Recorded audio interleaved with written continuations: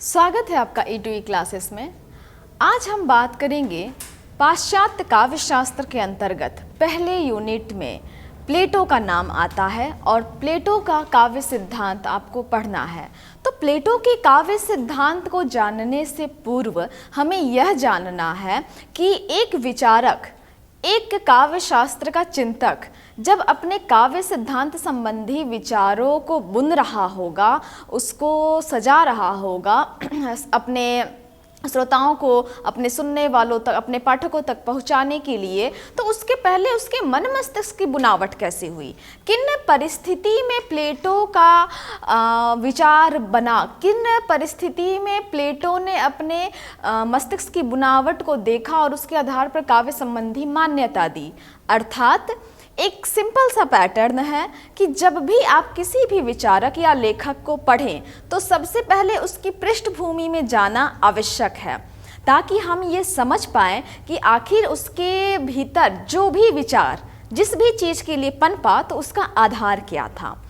ये सब बात हम शुरू करेंगे इस वीडियो में। इसके पहले महत्वपूर्ण बात यह है कि आप हमारे E2E के एप्लीकेशन पर सीधे जुड़कर आप वीडियो और नोट्स दोनों प्राप्त कर सकते हैं, क्योंकि अब हमारे सारे वीडियो वहीं पर एप्लीकेशन पर ही आपको उपलब्ध होंगे। तो बिना समय गवाए सीमित समय में आप हमसे जुड़िए और एग्ज़ाम तक जुड़े रहकर आप एक अच्छी तैयारी कीजिए। तो चलिए शुरू करते हैं।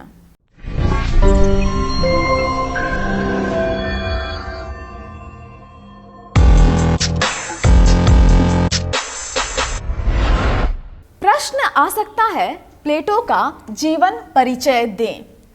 प्लेटो का जीवन परिचय देने के लिए आपको कुछ पॉइंट्स यहाँ नजर आ रहे हैं। इन्हीं पॉइंट्स के आधार पर हम इस प्रश्न का एक दीर्घ उत्तरीय प्रश्न का उत्तर तैयार करेंगे, दीर्घ उत्तर लिख सकते हैं। तो आप पॉइंट यहाँ देख रहे हैं कि हम बात करेंगे पहले पॉइंट्स पर, एथेंस की भौगोलिक एवं ऐतिहासिक दशा का वर्णन। ये जब प्लेटो की बात हो रही है तो हम एथेंस की बात क्यों कर रहे हैं? ये बहुत ही रोचक किस्सा होने वाला है। जब आप प्लेटो को जानेंगे, यूनान को जानेंगे, उसमें प्लेटो के साथ साथ आपको अरस्तु को भी पढ़ना है। तो किस तरह से उनकी भौगोलिक और ऐतिहासिक हलचलों ने दोनों विचारकों को जन्म दिया, जिसे आज हम अध्ययन कर रहे हैं। तो यहाँ पर एथेंस की भौगोलिक और ऐतिहासिक दशा महत्वपूर्ण हो जाती है। प्लेटो के जन्म के समय की परिस्थिति और प्रभाव क्या थे?